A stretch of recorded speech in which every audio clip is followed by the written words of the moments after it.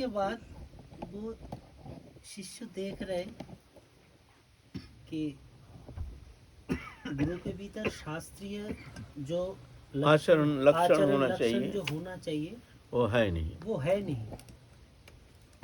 तो ऐसा होते हुए वो देख रहे कि गुरुजी खुद एकादशी करते नहीं, माला जप करते नहीं तो नहीं, शिष्य को भी कहते हैं ना ये सब की कोई जरूरत नहीं, एकादशी व्रत की करने की जरूरत नहीं, भजन की जरूरत नहीं, माला करने की जरूरत नहीं। तो इस परिस्थिति में वो शिष्य क्या करे, या गुरु को त्याग दे। और मान लीजिए गुरु को वाक्य को, गुरुवाणी को अवज्ञा करके वो अगर भजन करे तो उसमें क्या उसका अपराध लगेगा? देखो, गुरुकरण है भजन जीवन का मूल आधार, स्रोत, ऊर्जा। गुरुकरण सर्वोपरि है।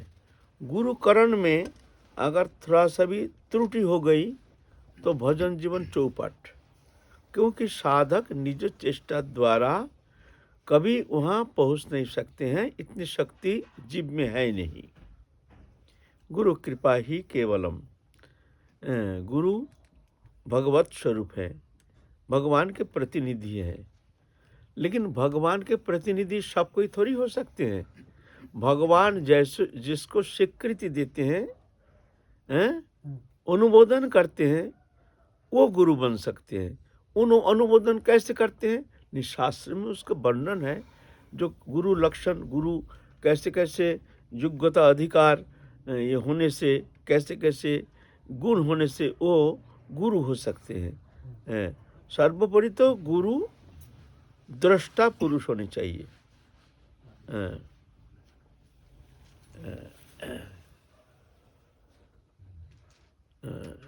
तस्मात् गुरु प्रपद्यत श्री उत्तमम शब्दे च परिनिष्णातम। शब्द ब्रह्म में माने शास्त्र ज्ञान होना चाहिए। पर ब्रह्म में निष्णात माने परतत्व विषय प्रत्यक्ष अनुभव संपन्न जो हैं वो गुरु बन सकते हैं।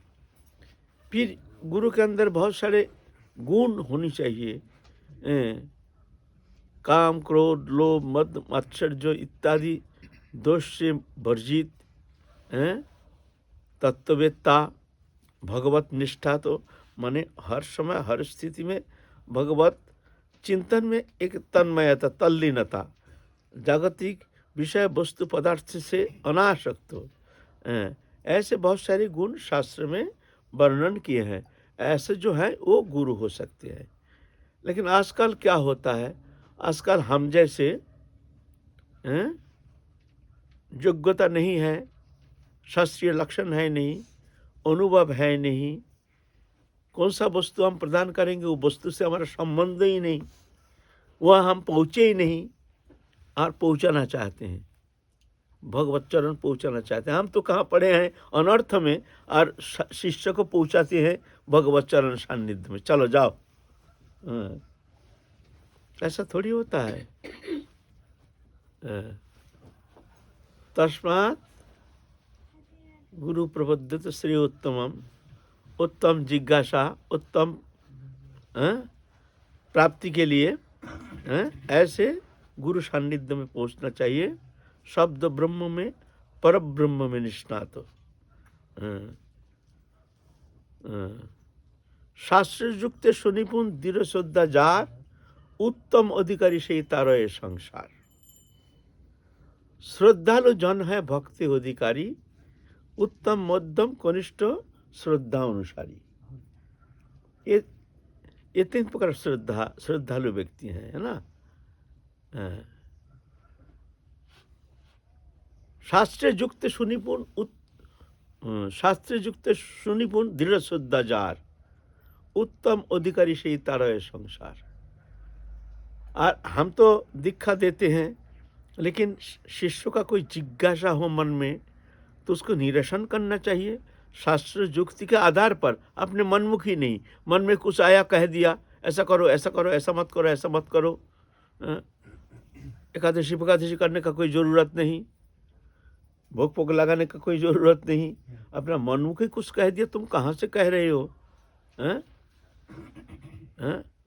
हमारे शास्त्र प्रमाण है, तस्मात् शास्त्रं प्रमाणम कार्य कार्य व्यवस्थितो ज्ञात्वा शास्त्र विधानोक्तं कार्य कर्तुमिहार्हसि। तस्मात् शास्त्रं प्रमाणम, शास्त्र प्रमाण रूप में हमारे सामने है। शास्त्र के आधार पर शास्त्र युक्ति मान करके तदनुसार हमको उपदेश करना है, अपने मनमुखी नहीं। जह शास्त्र विधि मसृज्य वर्तते कामकारत न सिद्धिम अवाप्नोति न सुखं न पराम गतिम। शास्त्र विधि परित्याग करके जो अपने मनमुखी कोई निर्देश करते हैं या कर्म करते हैं, उसको कहते हैं उत्पदगामी। तो अपना तो कल्याण होता है नहीं, किसी का कल्याण होना तो असंभव बात है, वो नष्ट हो जाता है।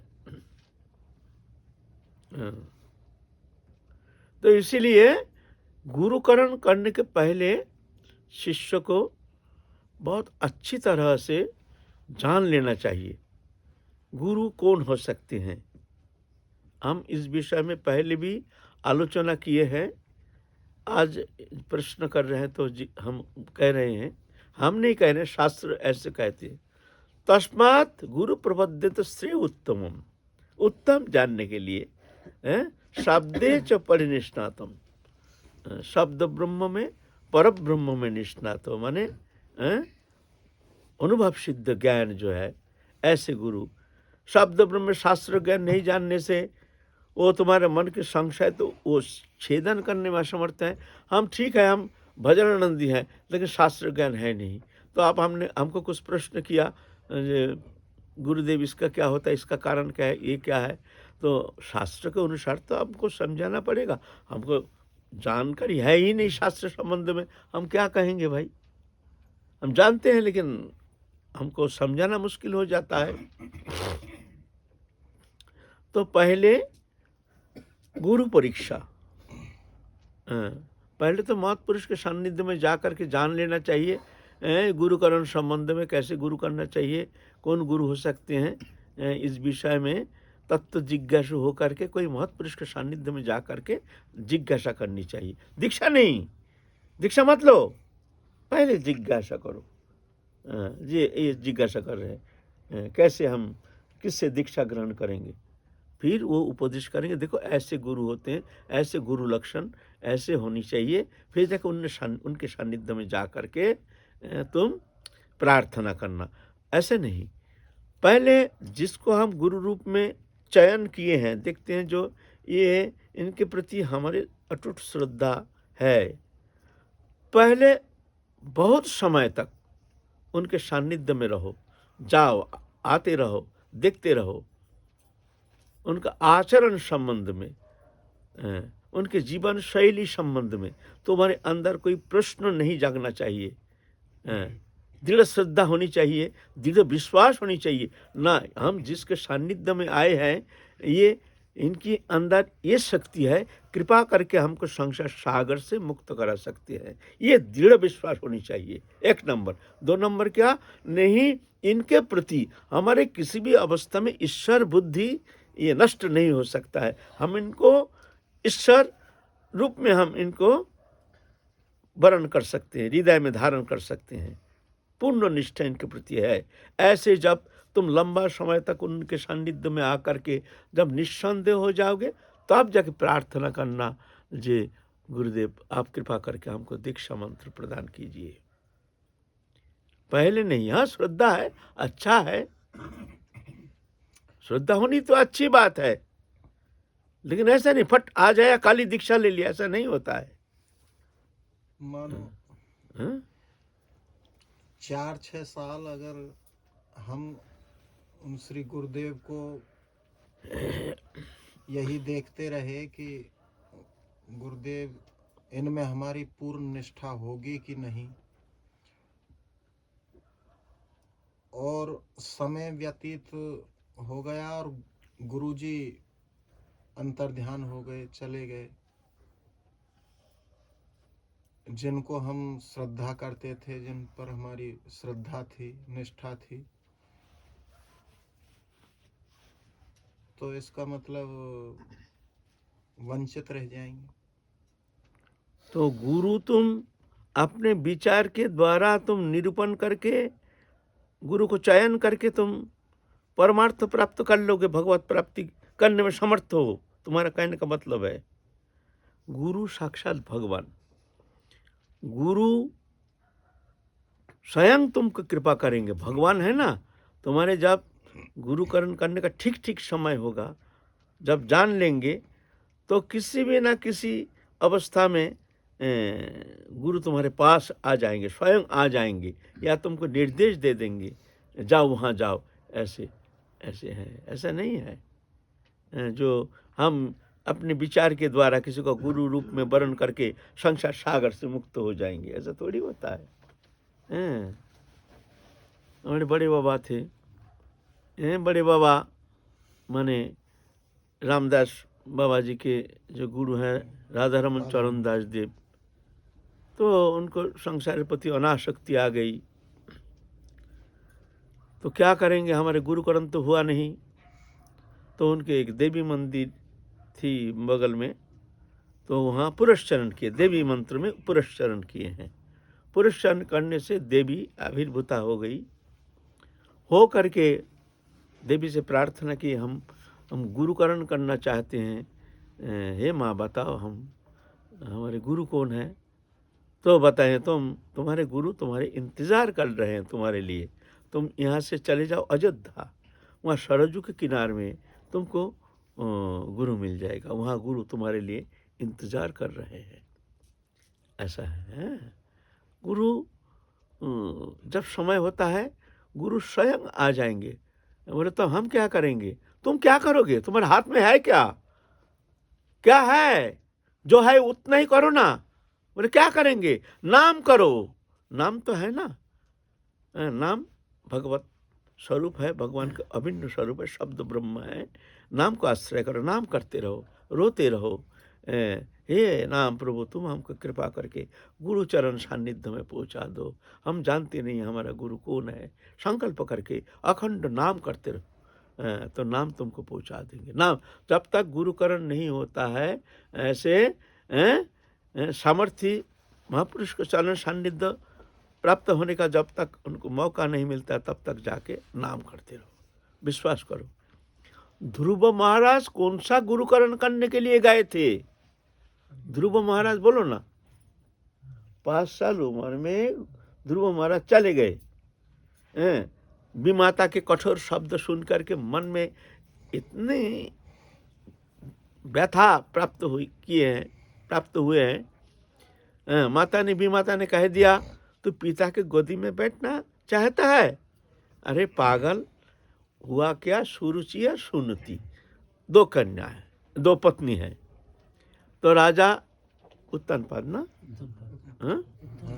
उत्तानपाद, ध्रुव है सुनीति के पुत्र, लेकिन ये उतना प्रिय नहीं है। उत्तानपाद इनको दूर रखे हैं, एक महल बना दिए हैं, वो महल में रहते हैं मैया के साथ, उतना आदर नहीं करते हैं उत्तानपाद सुनीति को। नई पत्नी, छोटी पत्नी जो है सुरुचि, उनसे ही बस उनके बात पर सब कुछ करते हैं। इतनी स्त्रीण थे, पत्नी के बात पर उठते बैठते थे। एक दिन उत्तानपाद राजा छोटा पुत्र जो है सुरुचि के पुत्र उत्तम को लेकर के गोदी में लेकर के आदर कर रहे हैं, और दौड़ते दौड़ते आए हैं ध्रुव सुनीति के पुत्र। वहाँ विमाता सुरुचि वहाँ विद्यमान है। आके कहते, छोटा बच्चा है ना, पापा पापा हमको लो, हमको भी गोदी में लो, हमको भी गोदी में लो, हमको भी गोदी में लो। तो सुरुचि कहते, ए सुन इधर आ, पिता का गोदी में बैठना चाहता है। अरे पागल, ऐसा थोड़ी बैठा जाता है, ऐसा थोड़ी बैठा जाता है। सुन, मैं तेरे को कहता हूँ, तू जा करके भजन कर, भजन करके भगवत प्राप्ति करना, फिर भगवान तेरे को कहेगा वर मांग। तू क्या वर मांगेगा, वर मांगना जो मेरे गर्भ में आकर तू जन्म लेगा। जब मेरे गर्भ में आकर के जन्म लेगा, तो जन्म लेने का बाद तो पिता का गोदी में जाके बैठ सकता है, चल यहाँ से। और ये शब्द जैसे जहरीला नाक के ऊपर जैसे मारने से जिस तरह से फुतकारता है ऐसे हैं, क्षत्रिय बालक फूल रहा है एकदम, ऐसे कठोर शब्दों, घर चले गए, फूल रहा है, ऐसा फूल रहा है। माता देखते हैं, सुनीति देखते हैं, अरे ये तो ये से क्या बच्चा का क्या हो गया, ऐसा तो कभी देखा नहीं, मुंह लाल हो गया, फस फस बोल नहीं पा रहा है, इतना उपेक्षा, विमाता की इतनी बड़ी उपेक्षा, इतने कठोर शब्द कह दिया, क्षत्रिय बालक सहन हो नहीं पा रहा है। अरे बेटा क्या हो गया, तेरा बुखार आ गया, अरे बच्चा तेरा क्या हो गया, क्या हो गया, ध्रुव तेरा क्या हो गया, बोल बोल बोल नहीं पा रहा, फिर एकदम बस्ट हो गया, माँ हमको विमाता ने ऐसे शब्द कह दिया, हम तो जाएंगे हरि भजन करने के लिए और हम पिता की गोदी में बैठ के दिखाएंगे, माँ हम चलेंगे। और छोटा बच्चा 5 साल उम्र है, माता दिखते हैं छोटा बच्चा है, ये तो ऐसा होता है, चलो हमारे दुर्भाग्य है, बेटा चल ठीक है भजन करना, भजन तो करना ही है बेटा, और थोड़ा बड़ा हो जाना तो उसके बाद थोड़ा बड़ा होके फिर जाके भजन करना, अभी तो इतना बच्चा उम्र है, अभी तो भजन करने का समय नहीं है, कोई बात नहीं बेटा तू चल हमारे साथ। लेकिन वो बोलता नहीं है, माँ की कोई बात में वो बोलने वाला है नहीं, माँ के पास सोया हुआ है, रात के अंधकार में चल दिया, अकेला चल दिया रात के अंधकार में, मधुबन में है, मधुबन नहीं वृंदावन के मधुबन, गहरा जंगल, हा हरि तुम कहाँ, हा हरि तुम कहाँ, सिंह आता है, सिंह सब जंतु जानवर, और देखा नहीं कभी, सोचते ये शायद हरि है, और वो आकर के ध्रुव के संपर्क में आकर के भूल जाता है हिंसा, हाथ फेर के बोल तुम हमारे हरि हो, तुम हमारे हरि हो, सिंह भाग जाता है, रोता है, हा हरि तुम का, भगवान जान गए हैं जो इसका गुरुकरण करने का समय वक्त हो गया, ये पूर्ण तैयार है, पूर्व जन्म का संस्कार लेकर आया है, ये संस्कार ही है, ये दीक्षा लेने का समस्त जितना योग्यता होनी चाहिए शिष्य में, पूर्ण योग्यता इनमें है। तो नारद को भेज दिए, जाओ तुम जाके इसको दीक्षा दो, दीक्षा नहीं देने से तो ये हमको प्राप्त नहीं कर सकता है, जाओ। तब नारद ऋषि आए हैं। ध्रुवो महाराज गुरु ढूंढने नहीं गए थे, गुरु आ गए उनके पास। गुरु तत्व ऐसा है। हम लोग क्या करते हैं, रात ही रात में व्याकुलता आ गया, भजन करेंगे, गुरु कृपा चाहिए, बस दीक्षा नहीं होने से हमारा भजन नहीं होगी, तो क्या करेंगे, चलो रात ही रात कहीं की श्रद्धा हो गया, किसी का हम जैसे किसी का बात में आ गया, योग्यता तो है नहीं, बात सुनकर बोले ये तो अच्छा साधु है, हाँ हाँ हाँ इनके पास दीक्षा लेने से ही हमारा एकदम सब सिद्धि हो जाएगी, सब कुछ प्राप्ति हो जाएगी, रात ही रात में। और हम जैसे गुरु भी ऐसे ही है ना, उसको कहीं जाने नहीं देते, सुबह होने से कहीं भाग जाएगा, सुबह जल्दी आना, जल्दी सुबह ही तेरे को हम कल्याण करेंगे, जिसे भाग ना जाए। आया है एक बार कब्जा में, ये दशा है ना।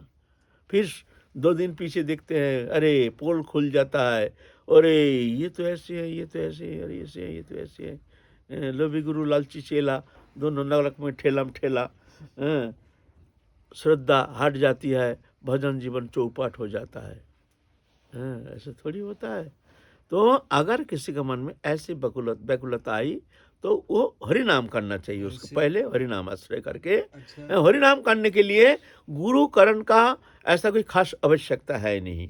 दीक्षा पुरस्चर्या विधि अपेक्षा न करे, जिह्वा स्पर्श आचरण डाल सवारी उद्धारे। जो जिसको ऐसे सदगुरु सान्निध्य प्राप्त होने का मौका नहीं मिला, तो उसको हरिनाम के शरण लेकर के अखंड हरिनाम करना चाहिए, संकल्प करके हरिनाम करना चाहिए, है ना। ये बोलो। किसी किसी यानी महत्पुरुष जो गुरु जिनको धारण किए हुए हैं, उनके मन में ये विचार हो कि मेरी संप्रदाय बढ़े, मेरी जो है आचार्यों का वो कीर्ति बढ़े, उस हिसाब से अगर दीक्षा दें तो क्या ये भी दोष है या दोष तो है ही है। अगर हम मान लो हजारों चेला बनाते रहे संप्रदाय बनाने के लिए, अभी हमारे आचार्य जी जो हैं, रूप सनातन आदि हमारे पूर्वज जो हैं, हमारे गुरुदेव हैं, आके हमको अगर प्रश्न करें, जो तुम जो आचार्य के गद्दी में बैठे हो, तुम जो दीक्षा दे रहे हो, तुमको कौन निर्देश किया है? कोई तो उपदेष्टा तो होनी चाहिए, किसी ने उपदेश किया है तुम दीक्षा दो। तुमको ये आचार्य जी के आसन पे कौन बैठाया? क्या जवाब दोगे? ऐसा थोड़ी होता है। ऐसे विजय कृष्ण गोस्वामी के घर में अभी भी ऐसा नियम है, गोसाई जी जिसको चुनेंगे, आदेश करेंगे, वही दीक्षा दे सकते हैं, नहीं तो कोई ये स्वतंत्र रूप से किसी को दीक्षा देने का, चाहे कितने अनुभवी हो, कितने सामर्थ्य हो, अधिकार नहीं। गोसाई जी अनुमोदन करेंगे, उनको कहेंगे तुम दीक्षा दो, वही दीक्षा दे सकते हैं। ये परंपरा है। ऐसा थोड़ी होता है मनमुखी हमारा संप्रदाय बढ़ाओ, संप्रदाय बढ़ाओ। संप्रदाय बढ़ाने से खड़िया ऐसे बढ़ा करके क्या होता है? आचरण नहीं, कुछ नहीं, साधन नहीं, भजन नहीं, आचरण नहीं, संप्रदाय बढ़ाते गए और ऐसे आचरण देख के और दूसरा सब वो हंसेंगे, ये कोई साधु है? ये साधु का आचरण है? तो क्या संप्रदाय का निंदा होती है ना? ऐसा थोड़ी होता है। संप्रदाय बढ़ाने से क्या होता है? अगर एक ही महत्पुरुष संप्रदाय में एक महत्पुरुष होता है ना, तो वो जगत का परम मंगल साधन करने में समर्थ हो जाता है। एक ही जन सारा विश्व का कल्याण करने में समर्थ हो जाते हैं। एक ही जन अगर ऐसे सामर्थी कोई ऐसे बन जाते हैं संप्रदाय में, हजारों बना के क्या होता है? देखो लोकनाथ गोस्वामी दीक्षा दिए ही नहीं हैं? लोकनाथ गोस्वामी दीक्षा देते ही नहीं, देंगे नहीं। नरोत्तम ठाकुर साक्षात नित्यानंद प्रभु के अवतार, दीक्षा देंगे नहीं। वृंदावन में आए, गुरुकरण करेंगे। किसको गुरुकरण करेंगे? तो लोकनाथ गोस्वामी के उनके त्याग तितिक्षा आदि उनके सब कुछ देख करके उनका श्रद्धा, अखंड श्रद्धा हो गया मन में, तो उनसे दीक्षा लेंगे। जाके प्रार्थना की, लोकनाथ गोस्वामी कहते हैं बेटा हम दीक्षा देते नहीं, तुम कहीं से कान फूकवा लो, हमारे पीछे मत पड़ो, हम दीक्षा भिक्षा। महाप्रभु के पार्षद मानते नहीं, बहुत कोशिश किए लेकिन दीक्षा देने के लिए तैयार नहीं। रात के अंधकार में जहाँ शौच जाते थे, वहाँ उनके सब शौच आदि सब साफ करते थे, अपने हाथ से झाड़ू लगाते थे। एक दिन अंधकार में देखते हैं उनके जहाँ शौच करते हैं वहाँ झाड़ू लगा रहा है। ये कौन है? तुम इधर आओ। देखते हैं नरोत्तम रो रहे हैं। ये क्या कर रहे हो? बोले प्रभु क्या करें, हमारे भाग में तो है नहीं दीक्षा प्राप्त करना, तो मैं क्या करूं, मैं ये सेवा कर रहा हूं। तो उनका मन पिघल गया। चलो आ जाना, सुबह जमुना स्नान करके आ जाना। दीक्षा एक ही शिष्य, और एक ही शिष्य सारा भारत में कितना महाप्रभु का जितना प्रचार किया है नरोत्तम ठाकुर, शायद ही ऐसे प्रचार किसी ने किए हैं। अभी नरोत्तम ठाकुर का नाम है, उनके पद, उनकी गाथा सब हमारे आचरण के लिए एक मार्ग बन गया है ना। तो ऐसे हैं, ऐसा नहीं हजारों शिष्य करने से ही संप्रदाय का मंगल होता है, कल ऐसा नहीं है। आचरणशील अगर होता है तो 2-4 शिष्य ही बहुत मंगल करने में समर्थ है। और खोरिया खोरिया ऐसे आचरण विहीन ऐसे सब दीक्षा देते हैं, और वो आचरण नहीं, कुछ नहीं, भजन नहीं, साधन नहीं, तो क्या होता है? संप्रदाय का कलंक हो जाता है ना। ऐसी बात है। मानो किसी ने एक संप्रदाय में उनके आचार्यों का अनुसरण करके वो चल रहा है, तो किसी कारण से वो किसी अमुक महापुरुष के सानिध्य में आ जाएं, तो अब तक जो आचरण किया है, उन्होंने अनुसरण किया है, वो अन्य संप्रदाय का किया है। अब वो हमारे संपर्क में आ गए, अगर वो हमसे दीक्षा मांगने लग जाएं तो क्या हमें उन्हें दीक्षा देना उचित है, अपनी संप्रदाय में लाना उचित है? देखो, पहले तो ऐसा जो दूसरा संप्रदाय से आकर के और दूसरा संप्रदाय में उनका भजन देख करके, उनके भजन पद्धति ये देख करके उनके मन में लालसा आ जाए, जो हम ये ऐसे भजन पद्धति ये उत्तम है, वो चाहते हैं ऐसे भजन करने के लिए, उनके मन लालायित तो हो जाता है। उस स्थिति में भजन होता है अंतःकरण वृत्ति। भजन तो जोर करके होता नहीं। हमने कोई भी संप्रदाय हो, लेकिन हमारा उस संप्रदाय में मन नहीं, भजन में हमारी रुचि नहीं, ये दूसरे संप्रदायों का ही हो, उसमें हमारी रुचि हो गया है। तो जहाँ रुचि है, भगवान तो अनंत है, तुम्हारा जहाँ रुचि है तुम वही रुचि अनुसार ही तुम उपासना करो।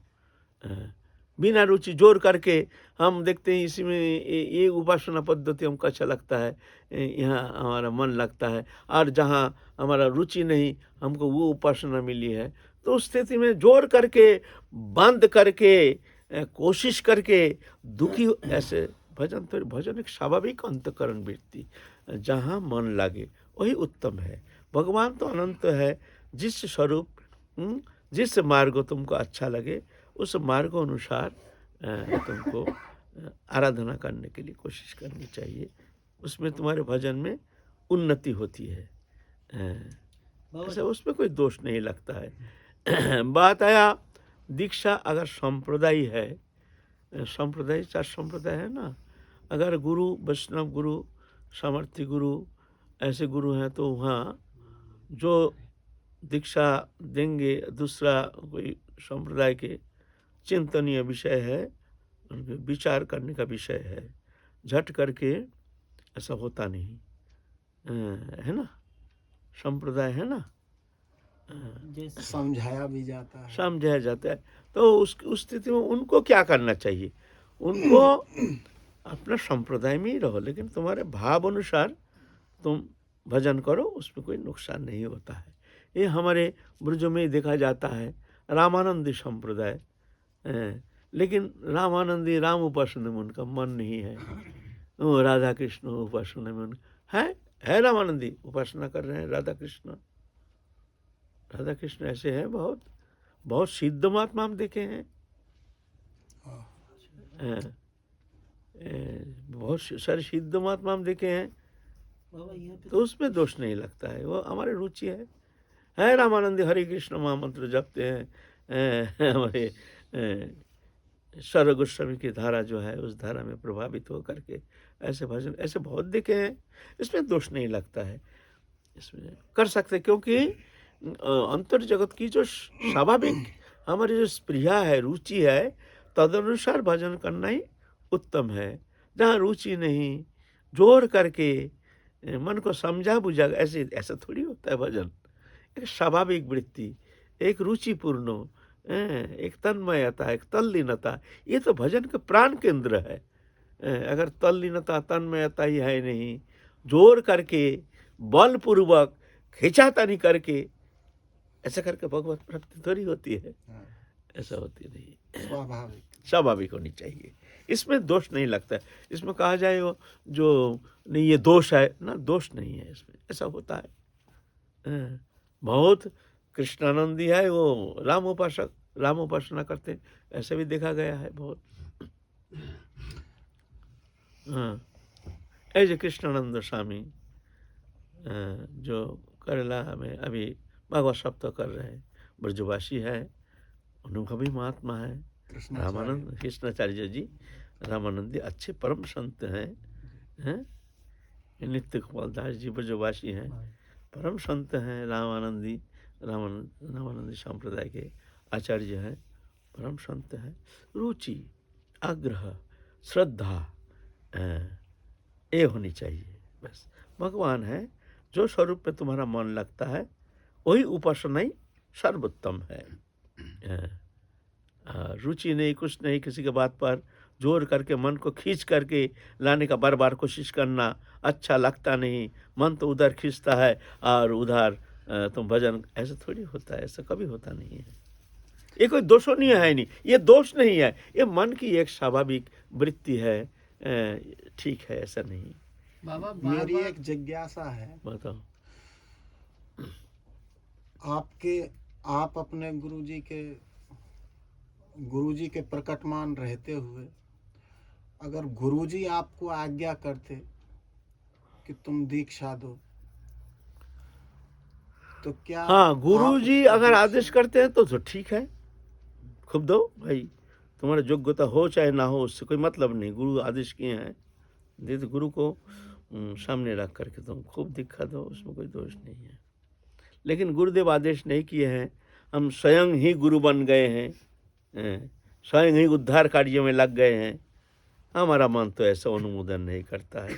जो अनुमोदन करता है करने दो, हमको तो इसमें अनुमोदन है नहीं। और गुरुजी से भी ज्यादा अगर कीर्ति होने लग जाए तो कीर्ति शिष्य तो का- और फंसने का चक्कर है। कीर्ति आ गया तो मान लो तो और अकीर्ति हो गया तुम्हारे लिए। तुम्हारा तो ये तो कोई प्रशंसनीय वस्तु थोड़ी है कीर्ति, ये प्रशंसनीय विषय है। बाबा हाँ? बार बार गुरु चेंज करने तो इसका क्या कल्याण होने का? एक को गुरु पसंद चेंज, देखो गुरु चेंज, गुरु करण ही होता नहीं है तो चेंज करने के मामला कहाँ से आएगा? गुरु करण ही होता नहीं है, गुरु करण है मन की जो एक दृढ़ विश्वास, दृढ़ निष्ठा ऐसे होनी चाहिए। नाम मंत्र गुरु में ऐसे दृढ़ निष्ठा, दृढ़ निश्चय होनी चाहिए। ऐसा होता नहीं, कोई भी मंत्र कहीं से फूंक लिया, थोड़ी ऐसा होता है। उसका गुरु करण ही ऐसा होता है। हमारे संप्रदाय में भी ऐसे देखा गया है। नाम मंत्र कुछ से कुछ तालमेल है नहीं, जो मन चाहे कह दिया, तो ऐसा गुरुकरण ही हुआ नहीं। गुरुकरण ऐसा थोड़ी होता है। आजकल माइक में दीक्षा देते हैं, ऐसे गुरुकरण थोड़ी होता है। ये इसको ये गुरुकरण ही हुआ नहीं, त्यागने का सवाल ही नहीं जहाँ करण ही हुआ नहीं। अच्छा, एक लास्ट प्रश्न, जिनके मन में संशय हो जाता है, जिन्हें सिद्ध प्रणाली भी प्राप्त हो गई है, जिन्हें मंत्र दीक्षा प्रकरण जो भी है वो सब कुछ प्राप्त हो गया है, फिर भी उन्हें कोई संशय रह जाए, मन में कोई संशय रह जाए, तो हर किसी से तो वो बता भी नहीं सकते अपने मन के दुख की बात को। अब वो मन में संशय बनी हुई है तो उन्हें क्या उचित है, क्या करना चाहिए, किस परिस्थिति में वो गुजरेंगे? दीक्षा ले लिए हैं, गुरु सान्निध्य प्राप्त कर चुके हैं, फिर भी विश्वास नहीं है, तो ये क्या होता है? संशयात्मा प्रणश्यति। ये नष्ट का घर है और क्या है, इसमें क्या मंगल होता है? गुरुकरण कर लिया, निष्ठा नहीं, अपना आग्रह नहीं, तो क्या उनका गुरुकरण माना जाएगा?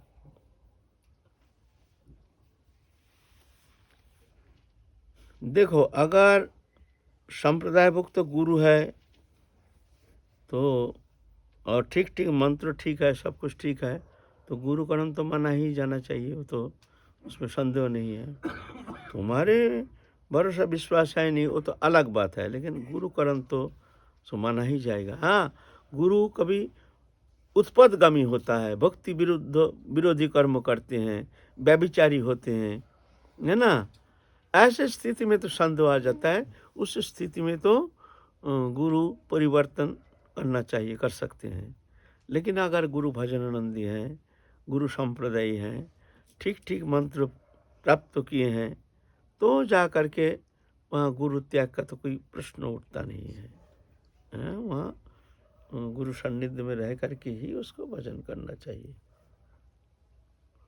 हाँ, मन में अगर कोई और रुचि है और कोई भजन में तुम्हारे आग्रह है, वो तो अलग बात है, लेकिन गुरुकरण, वो तो गुरु परिवर्तन का कोई सवाल उठता नहीं है। जैसे हमारे साक्षात भगवान थे कृष्ण चैतन्य महाप्रभु, उनके पार्षद थे मुरारी गुप्त, पार्षद, साक्षात पार्षद है थे रामानंदी, राम उपासक। महाप्रभु स्वयं कहे हैं, मुरारी हम लोग तो सब राधा कृष्ण उपासक हैं, माधुर्य जी उपासक हैं, जो राम है वही कृष्ण है, तो चलो हम लोग राधा कृष्ण उपासना करेंगे, इसमें कोई दोष लगता नहीं है। इसमें तुम ये नहीं समझना जो हमारे दोष लग जाएगा। जो राम है वही कृष्ण है, जो श्री जानकी है वही राधा रानी है, एक ही है, हम लोग उपासना करेंगे। तो टालते रहे मुरारी गुप्त, ठीक है प्रभु हम पीछे बताएंगे, ठीक है प्रभु हम पीछे बताएंगे। ऐसा महाप्रभु पीछे छोड़ते, 2 दिन पीछे, क्या मुरारी गुप्त क्या ठीक किया, हम लोग तो राधा कृष्ण उपासना करेंगे, ठीक है ना, ठीक है, कुछ बोलते नहीं। फिर बोलते क्या मुरारी, वो एक दिन गुस्सा आ गया मुरारी का, एक तो कटारी ला करके बोलते हाँ प्रभु हमने तय कर लिया। बोलो क्या कहा, हम लोग उपासना करेंगे, राधा कृष्ण उपासना करेंगे, जुगल उपासना, मंजरी स्वरूप उपासना। हाँ प्रभु हमने तय कर लिया। क्या तय कर लिया, कटारी दे दिया, बोलता है ये लो। बोले ये क्या करेंगे, बोले यही तो हम तय कर लिया। क्या तय कर लिया, नहीं इसको लेके हमारे गले में बैठा दीजिए, फिर हम मर जाएंगे, मरने का बाद फिर जन्म लेकर आएंगे, आकर के फिर हम राधा कृष्ण उपासना करेंगे। ये मस्तक को हमने राम जी के चरण में बेच दिया है, जो बिका हुआ है उसको लौटाया नहीं जाता है, ये हम लौटा नहीं सकते हैं वहाँ से रामचंद्र जी के चरण से। इसीलिए प्रभु आपके बाद भी हम टाल नहीं सकते हैं, क्या करें, इसीलिए ये सिद्धांत ले लिया हमने। महाप्रभु रोना शुरू कर दिया, छाती में भर लिया, हे रे मुरारी गुप्त, धन्य धन्य तुम्हारी निष्ठा, धन्य तुम्हारी श्रद्धा, ऐसा ही तो होनी चाहिए। हम तुमको परीक्षा के लिए हम ऐसे शब्द कहा, तुम क्यों रामचंद्र जी के चरण कमल से मन को हटाओगे, ये तो हम तुम्हारी निष्ठा देखने के लिए हम तुमको परीक्षा कर रहे थे, ऐसा नहीं होता है। ठीक, तुमने ठीक किया, पार्षद महाप्रभु के पार्षद है ना, ऐसा होता है, श्रद्धा बड़ी बात है। जैसे गुरु परंपरा की दीक्षा भी हुए और गुरु प्रणाली भी मिले, सिद्ध प्रणाली भी मिले, फिर क्या छोटी सी कोई कारण, गुरु की कोई भी कारण से कोई दोष दृष्टि आए और क्या उस समय गुरु बदल सकता है? ना गुरु बदलने का, अगर वैष्णव गुरु है, संप्रदाय गुरु है, बदलने का तो कोई सवाल नहीं। गुरु बदलने से बोलता है उसका भगवान भी रुष्ट हो जाता है, उसको भगवत प्राप्ति होना संभव नहीं है, ऐसे शास्त्र कहते हैं। गुरु त्याग होने से इष्ट भी, गुरु त्याग के साथ साथ इष्ट भी त्याग हो जाता है, ऐसे कहे, ऐसा नहीं होता है। हाँ तुम्हारा और कोई उपासना कोई अच्छा लगता, कोई बात कर सकते हो, गुरु के अनुगत होकर जैसे दीक्षा प्राप्त की उस आधार पर ही तुमको चलना पड़ेगा, गुरु त्याग का कोई सवाल ही नहीं। हमारे पंडित बाबा राम मंत्र से दीक्षित थे, परंतु गिरिराज जी से उनकी इतनी लगन थी लाला से कि वो उसी में ही रमे रहते, अखंड रमे, उसी में ही तो प्राप्त किए हैं, गोपाल जी तो उसी में तो प्राप्ति किए हैं। जबकि राम मंत्र से दीक्षित थे वो। सुदामा बाबा, सुदामा बाबा, उनके भीतर गए एक दिन में, हम भीतर तो हम खूब जाते थे, बाबा तो हमको भीतर बुला लेते थे। पीछे गोपाल जी का एक मूर्ति, वंशीधारी गोपाल जी, वंशीधारी गोपाल जी।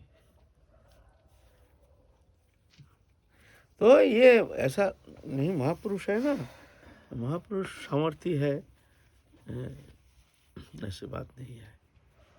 ये जो क्या कृष्ण आचार्य क्या है, बड़े सिद्ध महात्मा रामानंदी है, क्या नाम, रामहर्षण दास जी, महाप्रभु के एक निष्ठ भक्त हैं। महाप्रभु के उनके महाप्रभु का खूब चित्रपट है, पूजा करते हैं, एक निष्ठ भक्त है, इसमें दोष तो नहीं लगता है। हरिनाम संकीर्तन होता है, हरिनाम महाप्रभु तो कलयुग के अवतार है, इनको तो ये तो करना ही चाहिए। ये जो ये गुरु शरणानंद जी, फिर मान लो अखंडानंद जी, ये तो है महाप्रभु का कृष्ण भक्त, ऐसा नहीं। हम श्री सुने कृष्ण चलता चैतन्य महाप्रभु का पहले से कभी शास्त्रों में वर्णन है क्या, जैसे पुराणों में या कहीं चैतन्य महाप्रभु? क्यों नहीं है, बहुत सारे पुराण में है, बहुत पुराण में प्रमाण है। हाँ, लिखा है कि कलयुग में अवतार है। कलयुग का अवतार नहीं है है, महाभारत में है श्लोक। ना, महाभारत में क्यों, भागवत में है। कृष्ण वर्णम भगवत तिषा जी में कृष्ण है, शंख कृष्ण पंग वचन स्त्रपशदम कृष्ण। जग संकृष्ट नहीं जजंते ही स्मेधश, बड़ा पुराण में है। ऐसे है। बाबा श्री मामा जी के मुखारबिंद से भी यह उन्होंने ये कहा कि अगर महाप्रभु जी को कोई भगवान नहीं मानता है तो वो कभी प्रेम प्राप्ति नहीं कर सकते। है